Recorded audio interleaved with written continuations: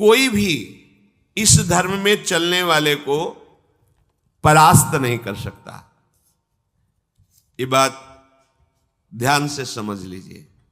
जैसे कोई बहुत बड़ा तांत्रिक है और वो भूतों को वश में करने वाला है और तुम्हारे ऊपर भूत लगा दे, तंत्र के द्वारा मारण मूठ या कोई शाप या किसी तरह का अमंगल, ध्यान दीजिए, ये इस धर्म की बड़ी महिमा है। यदि आप भगवद आश्रित हैं, नाम जप कर रहे हैं, तो ना माया का कपट चलेगा, ना किसी का तंत्र तुम्हारे ऊपर चलेगा, ना किसी का कोई मारण मंत्र चलेगा, ना कोई भूतावेश तुम पर आविष्टित कर सकता है, ना किसी भी तरह की कोई विष आदि की।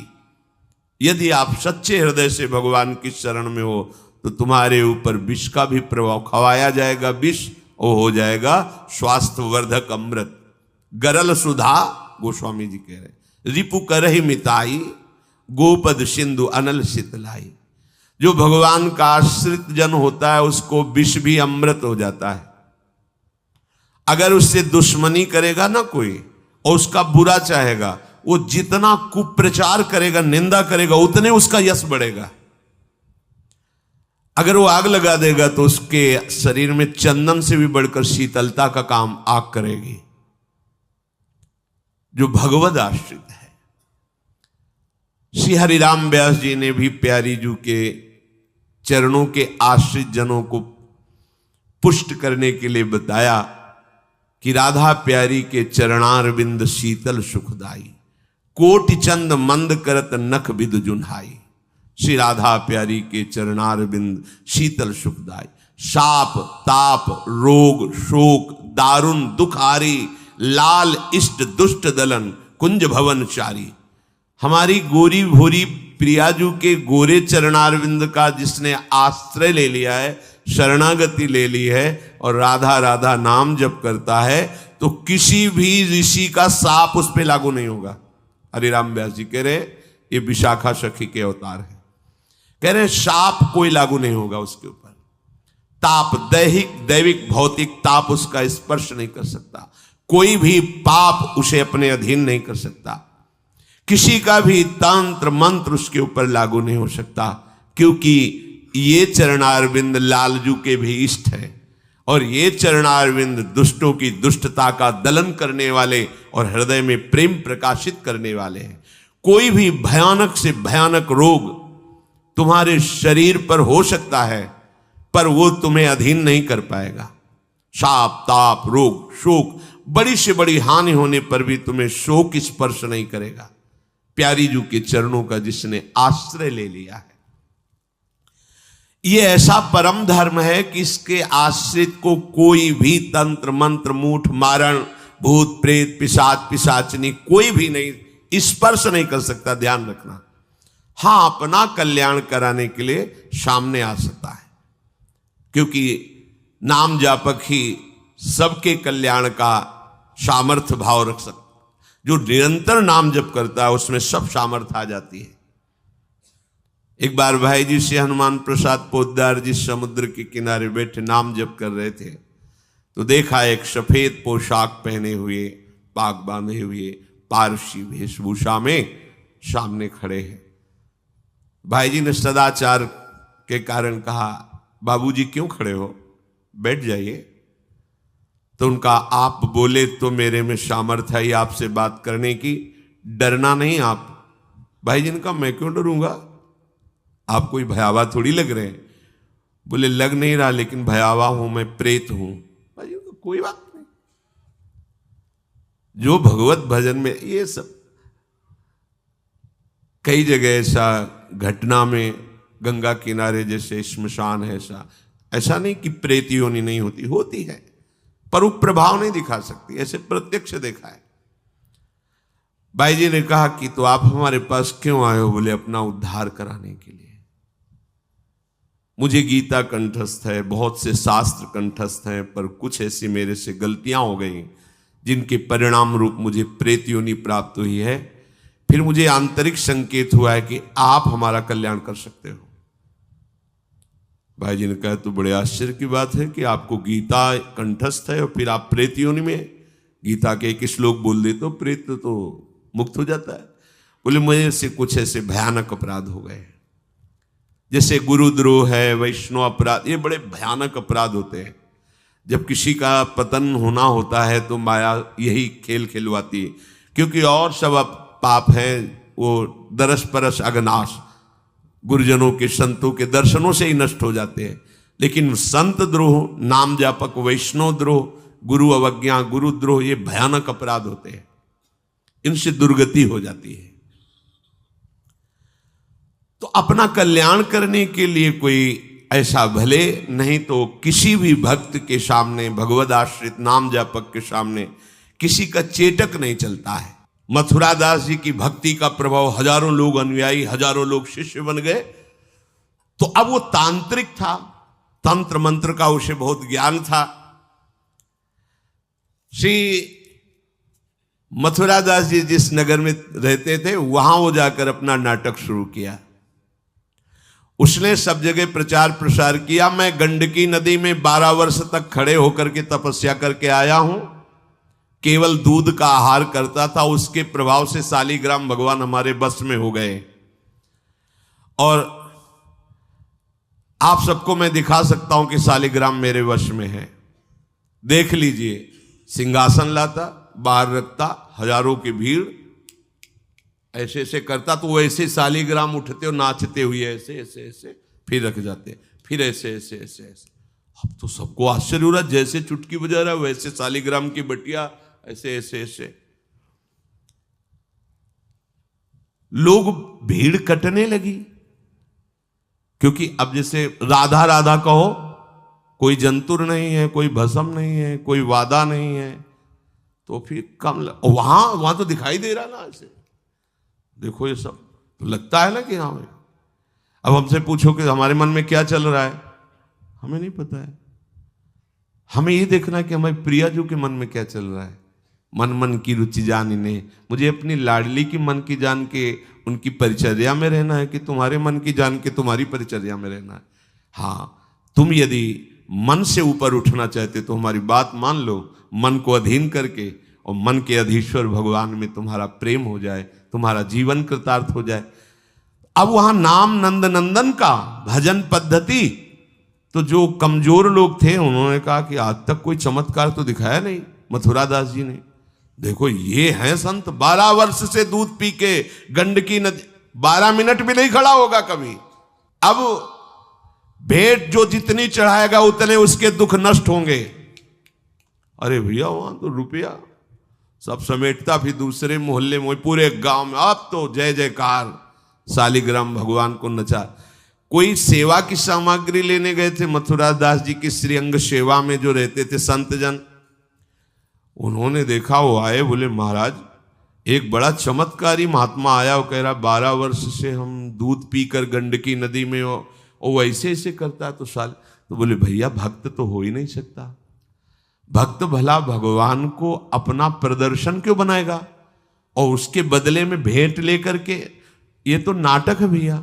वो देखे भी नहीं थे, बोले ये तो नाटक है, कोई संत ऐसा नहीं कर सकता, कोई भक्त ऐसा, कोई संप्रदायाचार्य से दीक्षित वैष्णव मार्ग में चलने वाला, ये तो अपराध है।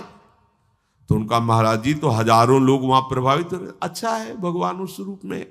बोले नहीं महाराज, फिर सत्य मार्ग के प्रकाशित करने के लिए आप यहां विराजमान, अगर उसका कपट पाखंड चला तो हजारों लोग धोखे में हो जाएंगे, चलो आप एक बार उसके सामने। तो उनका कि यदि हम उसके सामने गए तो उसका सब ये दुकान बंद हो जाएगा।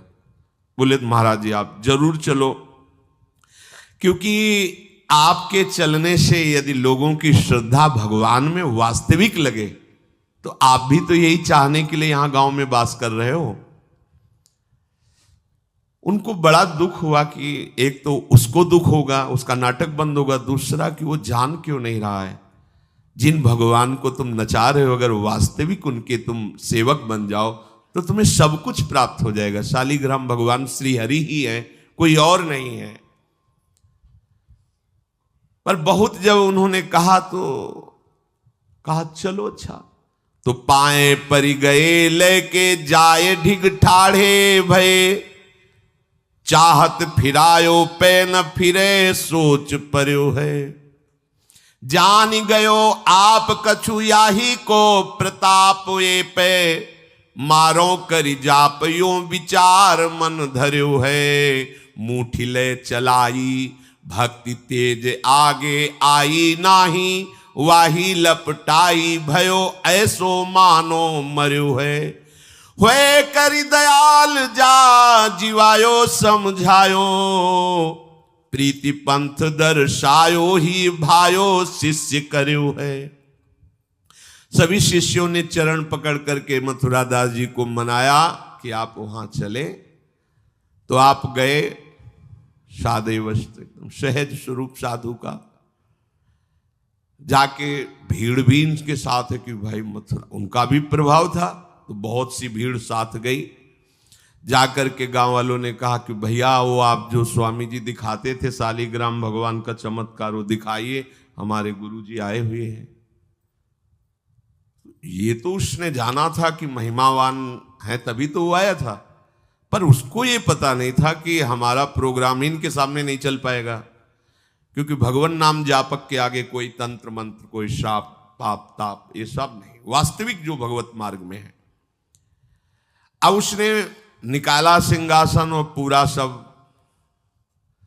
शालिग्राम जी को तो केवल चुटकी ही बज रही थी, शालिग्राम भगवान वहीं बैठे थे। हर प्रयास कर लिया, कोई चमत्कार नहीं। लोगों ने कहा कि दिखाओ ना, अब ये हमारे गुरुजी हैं, गांव में रहते हैं। अब भक्त की निष्ठा के सामने भगवान को भी छोटा बनना पड़ता है।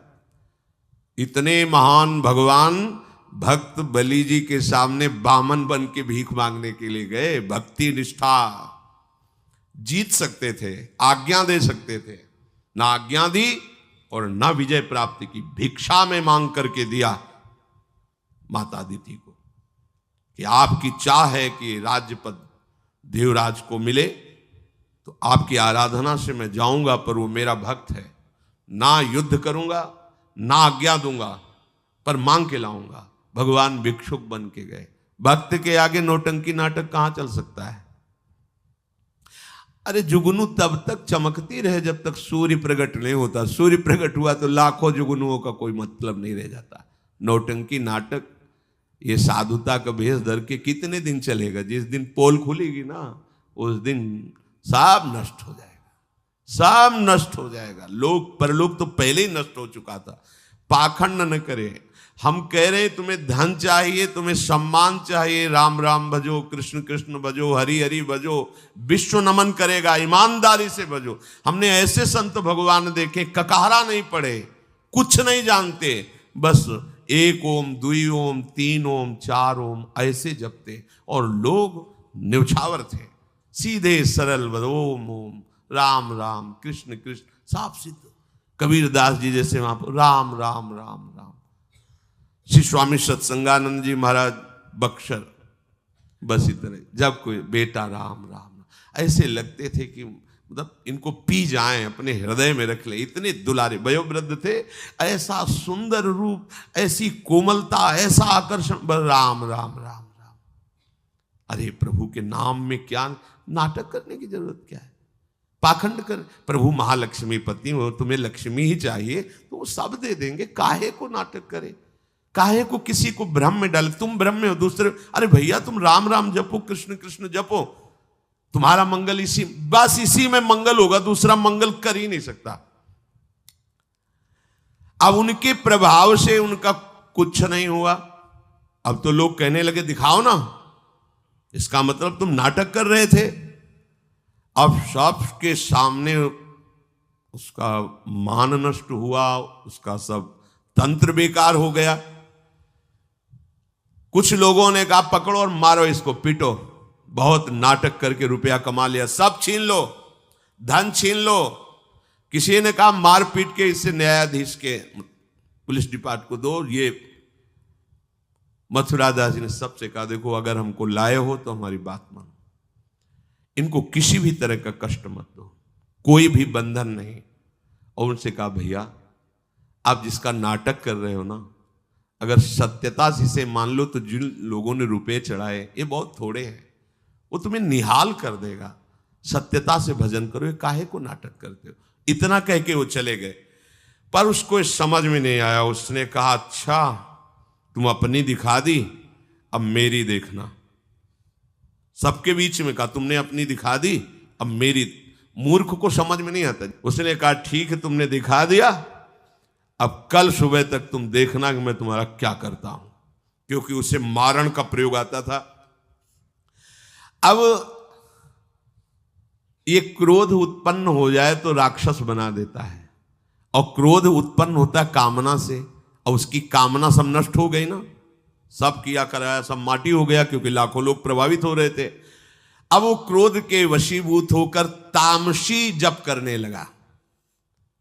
तामसी जप होता है विनाशकारी। अपवित्र सिद्धियां उसके पास थी। पवित्र सिद्धियां भी होती है जो दूसरों का मंगल करती हैं, अपवित्र सिद्धियां होती हैं जो दूसरों का नाश करती हैं। उसने मारण विद्या का अनुष्ठान किया, जिसे देहाती भाषा में मूठ कहते हैं। आज मैं इस अभिचार से उस महात्मा का सर्वनाश कर दूंगा। भूल भूल भारी भूल। जो साधु की मीच तक है वो उसी मीच से मरता है, ये तो समझ में ही नहीं आया। सरस्वती जी को देवता और ब्रह्मा जी सब प्रार्थना कर रहे हैं कि अयोध्या वासियों की बुद्धि तो बदल दी, वापस गए।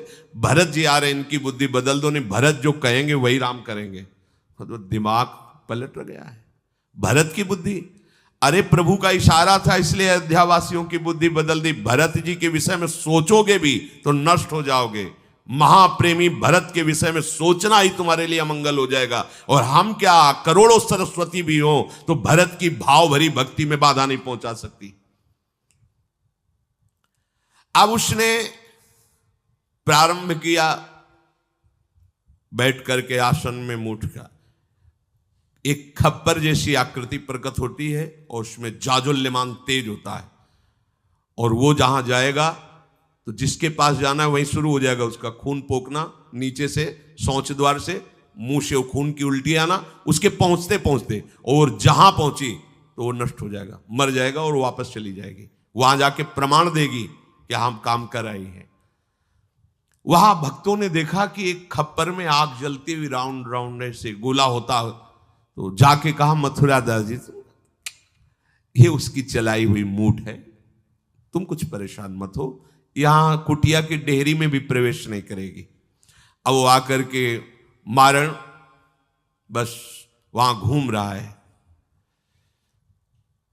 मथुरा दास जी निकल के आए, हाथ जोड़ा, क्योंकि सब मंत्र सब सिद्धियां भगवान की, तो ना चाहे पवित्र हो या अपवित्र हो, तो उन्होंने कहा तुम सर्वज्ञ भगवान की ही शक्ति से संपन्न हो, तुम जानती हो कि हमारा कोई अपराध है क्या?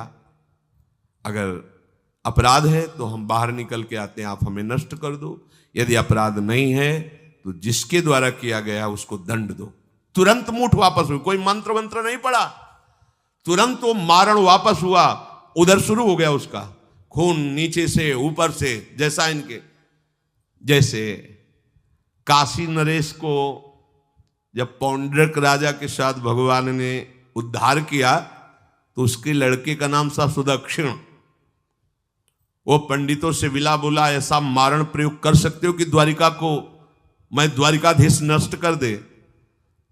मंत्र में ताकत होती, पर उनको ये पता नहीं था जिससे मंत्र प्रकट हुए भला उन पर कैसे प्रभाव चले। उन्होंने कहा हाँ, तो उनका भारी दक्षिणा देंगे।